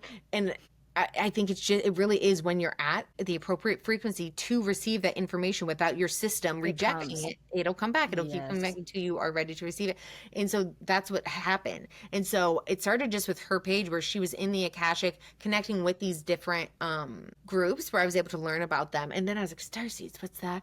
And then I started doing my, like, it just all sort of came to me. I would type one thing into Google and I would be taken to like really good websites that I don't even think I could find again, or this podcast or something like that. They would just like show up. Like there's this one podcast, because I guess my point being, just to close that out, if you ask for the information, if you want the information, it'll just start coming to you. And when you find a channel or someone who's in this space that you trust, you'll know and you'll feel that what they're saying is true. There are definitely different places where I've gotten information. There's like another podcast of a channel where I don't totally resonate with everything, but that's okay, because the point is we all have very different perspectives. Again, there's this huge web, and the point is to all have a very different perspective to learn in as much detail as possible about our one consciousness. And so not everything is going to resonate with you, but I definitely have certain channels that I like super, super trust. And then also, like, did you ever do the gene keys? This isn't galactic, never mind. Did you ever Well, do that? go for it. Yeah, so I did do that. It's been a very long time, but I like Deja Blue, and Deja Blue is I don't know if you've heard of her. She had a podcast called the Deja Blue Podcast, and a very spiritual person. She is good friends with the creator of the Gene Keys, and I've watched stuff with him and like his wild experience channeling the Gene Keys. And then I've heard her talk about it. Pretty sure I took the test at one point. Couldn't tell you though what I got, Okay, yeah. but Yeah, there's a continue. bunch of them. I don't know why that came to mind, but I guess I was just thinking about like in this period when I got back from Portugal in the Galactic stuff tournament, it was just like all this information came my way, whether it be like gene keys type stuff, like the channeled transcripts of Raw. This one podcast, it's Ooh. called the Luminary Podcast with Annie Perry. My friend's page, I'll just say her name. I highly doubt she'll be mad about person, but her name is Tegan Gates. And so it was when Oh she yeah, was, you know, I Tegan? might. Yeah, she may or may not be coming on the podcast. Yeah, that's what I'm talking about. Oh my god, Yeah, she's my I friend. love that. That's crazy. Okay, cool. Um, but yeah, and at the time, it was like she was doing Akashic stuff over like full channeled stuff, and so she would just give information about Arcturians or like fairies or whatever. So that's kind of how it started. Then, yeah, the Luminary podcast came in, the channel transcripts of Raw, like all these different bits of information that I was just consuming. And I was like, oh yeah, oh yeah, oh yeah, oh yeah. From there, though, so I had like sort of a slight inkling of each of them by the time I started realize like being able to understand who I'm channeling, or like allowing for Mm, different groups besides just my immediate team to work with. yes. Um and from there, then you can kind of build your own, I guess you say, like relationship with them or understanding of the different star races. But again, like you said, like if I look at my multidimensionality, And of course, I had Akashic records readings. That's how I guess, confirmed stuff about me. But the best way, I'm serious, is if you're reading about something, if you're feeling that resonance that we talked about, that means you are connected to it in some way. There's a reason you're feeling that resonance. And so go with that and trust that. But so for me, always like Lyra and stuff, I was like, oh, so that was logically the first, because like if you look at my trajectory of incarnations, it's, and I don't know all of them, but it's pretty split, which is interesting, where it's like different Lyra Vega incarnations back, and even like future, and then Syrian. And if you're looking at like sort of my soul energy, that's how I see it, is as either it's like half just like water and half like feline. But a lot of people, that's my current understanding, right? That's what's currently been ignited for me, is working with those aspects of myself. And there are different like embodied versions of each of those that I work with, that started like when my channel first turned on, like obviously the movements, but when visually it first turned on, there was just this like, all of a sudden I was sitting, there's just this, I know now her name is Rokia, but initially there's just this like blue cat looking, and I was like, ew, what the F is that, dude? Because it's startling. It takes a long time No, when it's startling. everyone is weird looking, okay? No offense, guys. Now I think you're beautiful. But like, it's not, it's alien for a reason. It's different. It's quite alarming when you can start seeing them clearly. And so Yeah. this is just a tidbit for people that are turning on their third eye or beginning to use that.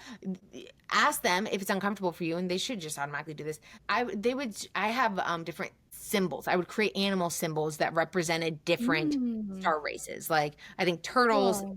if they show me turtles, that means I'm working with Pleiadians. If they show me bears, that means, and of course that's hard because you don't trust your brain, but when you get into a calm state or whatever, and then all of a sudden you see like bears walking in a door and start to use their technology, I'm like, okay, so that's, and eventually that goes away where your nervous system can handle seeing these, odd looking creatures. Yeah. I don't know. I'm trying to think of where I could go from here, because I could just keep rambling about stuff. No, I appreciate all of that. When I first started channeling, symbols were like a big thing that my mentor, psychic mentor, told me to use. Where it's like, and at this point, I was in training to be like a medium. So, like, if a past loved one comes through and they show you water, that means they're like this, or, and then you create your own symbols to communicate with spirit. And, like, through that, it turned into, yes, like, if I see a certain like very blue and like the big black eyes, like that's Arcturian. If I see a lion, it's Lyran. And then Andromedan is like this pink glowing like musicality kind of energy that I get. And so I love that you're bringing that through, because I think that's a very tangible and almost like 101, and still helpful for people that feel like they have been doing this. It's a very tangible skill set to have, to start communicating with an energy outside of yourself. Like if you want your higher self to be a star, then like tell them to present as a star. Yes. Or you're wondering like, where are your spirit guides? Well, tell them to present as like this color. Or a lot of people, I think that they do that outside of themselves, where it's like, yeah, my thing is like a ladybug, or my thing is like a butterfly. But like you can do that internally in your mind's eye when you're channeling too. Yeah. You can play game, like that's, you have to be doing that, is creating symbols with them. Like that's the only way to learn, is by doing that and setting up these things. Like if I see a crown, okay, that means this. If I see this, and it's like one time, I feel like I've talked with someone of us before, where it feels like they're just kind of throwing stuff against the wall to see if it sticks, to see if if it clicks for you. And there were times initially where they kept showing me this. I think it was just Mickey Mouse, and I was like, why in the hell do you keep showing me that? And they're finally like my I forget if I just understood or whatever, but they're like, it's a frequency gauge. We're testing to see like if you're registering the message or not. And I was like, what? That's interesting. Yeah. No, that makes sense though. Yeah. But there's lots of setup, and I feel like people, play around with your guides when you're learning. You have to be doing that. That's the best way to learn. Do you ever feel go ahead. Nope. Well, do you ever feel like ego blocked? Because I think for a lot of people starting to channel, that definitely occurs. And even recently that occurred because I had watched something about the timeline shift that happened over I don't know, like a week or two ago or something, like a big collective timeline shift. And then, like we were talking earlier, the Mandela effects, all of that. I was like, well, I kind of want to see what my guides have to say about this. And then when I sat down to do the video, it was a moment, and I haven't had this moment in a very long time. But I was also at a park, so I think I was really self conscious. So there's an energy kind of swaying Yes. things. Yeah. There was also an energy of like, well, you already watched a video on this, so are you going to just repeat what was said? And then there's the actual messages. And so it was kind of like, and sometimes there is doubt that comes through, right? Where like you're channeling something and then you're saying something, or the message that's coming through is something you already know. So it's like, am I making this up? But they've told me, they're like, no, like, Marissa, people don't know this. You may know this, but like Yeah. other people don't know this, and so you're putting it in like a tangible form through your own unique frequency and Totally. activation for them to understand. But I Yes. think yeah, for a lot of people, channeling ego is a big thing that can come through, and like even like I've been channeling for years and that shit still happens. It happens to me every single day. Yeah, Every single day. all the time. Because and it is getting a lot better, but that was because of how rapidly this occurred for me. It was, and this is, I think, another reason why the physical, because they not only were, I would not only was doing stuff with my physical movements, but they were giving me information with my physical movements, because I can't make that up in my mind. It took, it's like, it's really, really, really hard.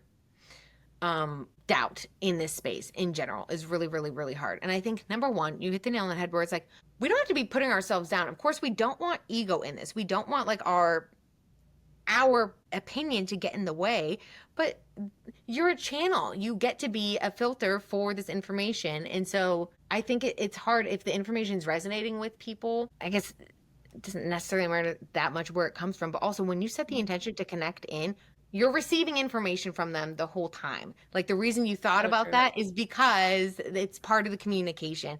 And I think for me, what I've had to do is if I notice for a second where I'm like, oh, I'm not trusting that. Okay, then you didn't do it. Did you hear how mean I almost was to myself? You didn't do a good enough job. You know. What I was going to say was like, Good catch though. more time to ground, because that's generally where it's coming from, is that you're not, you have to be, and they'll make me practice this all the time. This is why I'm so, I don't mean to call myself lazy, but I have a preferred way of channeling and doing stuff. That's why I like the coding, because I don't really have to do, I know it's doing its job, and I don't have to like it's already a lot going on, but you have to practice every day being in a state of receptivity and like shutting everything down and just like wait until you receive something. And of course, sometimes it's helpful to like, if you're doing it, sentence structures is how you're channeling. Sometimes it's helpful to get the first word started and then it kind of goes from there. Yep. Yeah, that's what happens every time. I see an image and then I start talking and then it doesn't stop. That's how it works, right? Like you just need the flow to get started. But I think it's also helpful to just like practice every day being in that state of receptivity where you're actually able to shut this off for a freaking second, Kayla, and let something come in first, whether it be a feeling or whatever. That's the other thing about it, is it's all about the feeling of it. That's how we trust the messages coming through, is when it's accompanied by a feeling. That's how we know that it's truth. And so that's why also I like to tell people, like I have friends who are kind of starting with this, and I always tell them, and this is how it started with me. Of course, there was a physical movement, but even beyond that, I would say, bring me this feeling. It's that's how, and you feeling is its own language. You know what it means, and so you don't need it to be translated. It carries all the information you need to be able to like explain whatever the message is. Obviously sometimes we like to have the extra perceptions and words and all of that, but like you could do it just with feeling alone. You know what something's trying to say just by what it's giving you through your heart center. That's the other thing. Always anchor back into your heart, because sometimes I'll be like up here and I'll be like, the message is cloudy, and then I'll get a ping right here, and it's like literally expect to receive the message here. Like expect to like, don't wait up here, wait for it here. Yes. Yeah, receive through the body always. Like a lot of people thinks it comes through the channel, and I feel like that's the Stargate might be up there. However, the Stargate is like a portal to here. Like it enters up there, but it's actually coming through like here, and the solar plexus even. Like the solar plexus is where we receive so much knowledge. Yeah. It's because it's our connection to the universe. Have you read about how like in this process of our, because this is as much a chemical shift as it is everything else, right? Because we're Hmm. talking genetics shifting. But have you read about how there's like a different set of neuron, almost like a second brain within the solar plexus that's like being Yes, created? within the Uh, gut. And yeah. so the creator of the gene keys was actually studying that and would do like these gut massages, and then he like did one night and woke up in like a completely euphoric trance and was in that for like 4 days and channeling all this information and like directly connected to source, like on cloud 9, like everything was occurring and like Whoa, that. So he received it through the gut. I that's like crazy. fact check that, but I'm pretty positive that was the Gene Keys, dude. I also had a phase of like intaking loads of information when I worked on the organic vegetable farm. I just like podcast in, we're talking about aliens, we're talking Yes. about like all the things spiritual, All you like can do. everything. And so like I took in a lot of information. Yeah.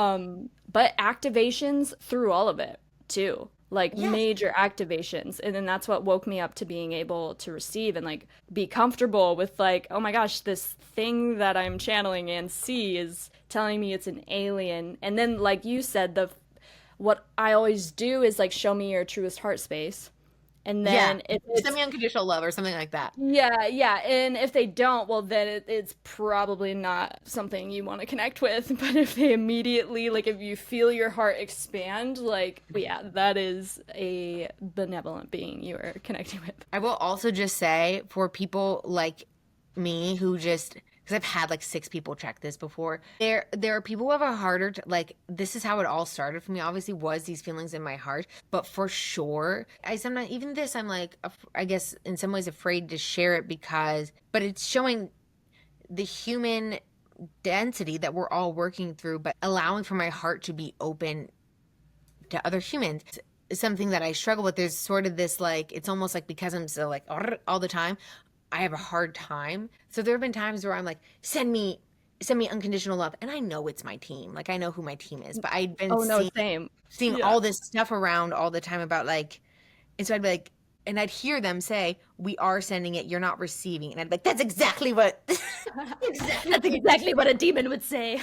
I'm like, I know this, and I'd like text my friend and be like, tune into this right now, and I wouldn't say anything. I'd just say, tune into the situation I'm talking about, and they'd be like, okay, your guides are saying that they're trying to send you love, and you're not like receiving it, and it's like, okay, shit, that's correct.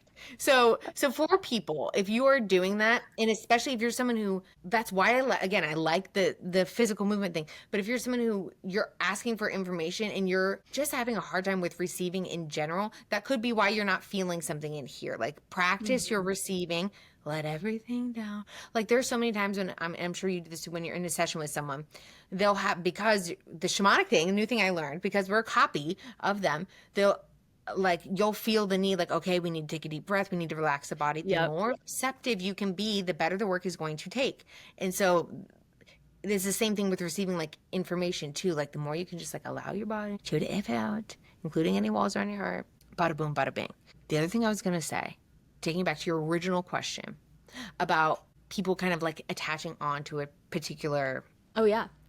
Star race. star race, I do think it's a great and I think it's so exciting to look into all them and you find out which one you are and all that jazz. But bring it back to the main point, we are all interconnected. It literally it doesn't matter other than maybe different star races that have specialties at different things or focusing on different things, and so they'll want to come in to support with particular stuff, but we are all working in unison right now to do this. And so while it is super exciting and all that, you know, I think there sometimes can be a downside to it attaching to any sort of identity with any particular star race because they're all great to work with and they all have different things to help us with. Yeah. It's kind of fun. And your team might show up as one right now. Like my spirit guides have kind of shifted over time through the spiritual, through the cosmic, and even now. Like I have like a pretty strong he's like my he calls himself his name's Tron and he calls himself That's the such an like alien name. I'm no, I trying. know. I am Tron. The galactic like liaison, like he calls me a liaison, but he's basically like he's like, hey, I got a Pleiadian on line two. Are Yes. you ready to take the call? Like basically, like he's the connector. He's like the gateway between me and like other being, or he's like the Arcturian Light Council of Six is ready for you, and Yeah. I'm like, okay, bring him on. So here's my question for you. Do you think that Tron is like a multidimensional aspect of you or an aspect of you in a parallel existence? So immediately I hear yes. Yes. Yeah. However, when I see my higher self as an Octurian, I see someone that is not Tron. Yeah. But I think that's also possible, right? Yeah, that is Higher also self possible. here. Like I have Osha who's in the eighth dimension, she's Syrian. The coding comes from like partially like this Irma group. Lyran existence is a different part of my multidimensionality. But if Yep. I'm going up the tree, this one's here, this one's here. I can Hmm. I can hear both of them. And sometimes now, like when I'm you can hear multiple of yours. Sometimes and I can feel them as like they're saying we. It's just our current perception down here that Yes. we feel like they're beings outside of us, but they don't But feel they're like that. actually here. Yeah. Yeah, Yeah. they're like, oh, that's just the version of me that's in the physical. Hang on, let me try to Hmm. like they feel like it's interconnected, which is Yes. so interesting. But it is way better for the human brain to think of Tron or like an OSHA as Logically. being outside of me. Like I Yes. that. Yes. Um, And when I view the oversoul, I don't think I view an Arcturian. However, the starseed aspect of my current incarnation, where it was like, oh, you were an Arcturian being who volunteered as tribute and is now a yes. human. That's who I see as my higher self. And then Yeah. there's Okay. Tron. And then there's the like Arcturian Light Council of Six who communicates with that Arcturian higher self. And then Tron is kind of like part of the council, but like they've said like I've been on very high councils and like doing like I've just received a lot of stuff that I should honestly look back at because I don't remember all of it, and maybe I don't need to have it running through my daily memory because I know it on a soul level. Right. And then I had this group of well, yes, so Tron, I do absolutely feel like that is an aspect of self. Um, and then there's this Pleiadian group that recently came through, and they said they are like some of the most ancient Pleiadians and not like really the Pleiadians that everyone seems to kind of channel nowadays. Like they were saying like they are like very, very ancient and old and that they were going to be coming through more. So I'm excited about that. And yeah, there are different groups, but I think it is interesting the concept, yes, of like, are your spirit guides just aspects of you Yeah. that are communicating with you? And I think Yeah. it's very true. And then if that's the case, goddamn, we are powerful. Yeah. No, 100%. I think, and of course, there are also beings outside of us that just work together. They're family. That's why it's like I got stuck in this place for a while.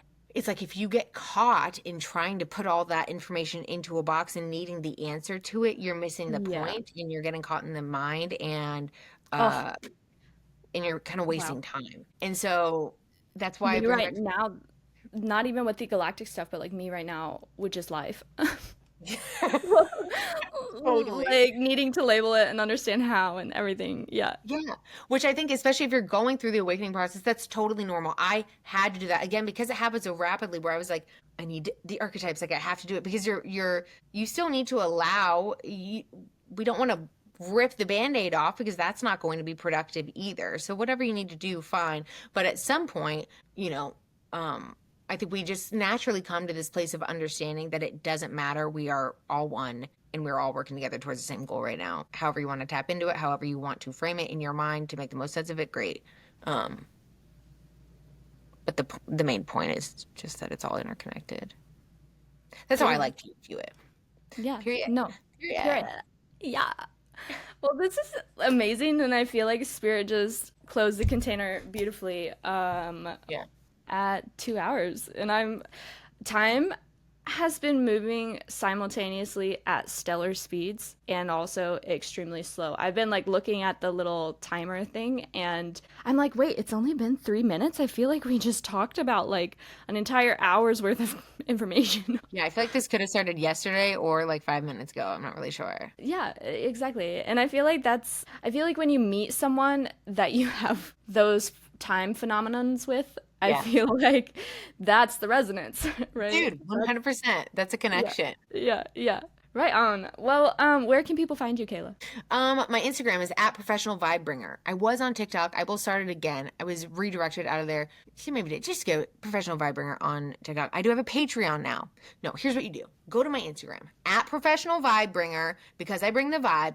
There's a link tree and that has all my other stuff. Okay, let's work Mm-hmm. together. Let's hang out. Let's talk. Whatever. I'm gonna post the links in the description. Okay. If you're listening to this on YouTube, it's on Spotify. If you're on Spotify, it's on YouTube if you'd like to see us.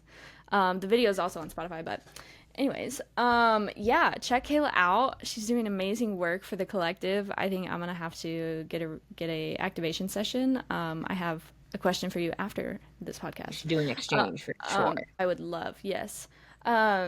Thank you for listening. And if you have questions about anything, comment on Spotify, comment on YouTube. Also, if you enjoyed the episode, give a rating on Spotify. I don't know what that does, but I think it does something good.